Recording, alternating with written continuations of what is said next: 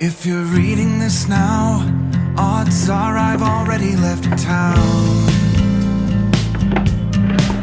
A few cities in between, the new skyline where I'm looking down.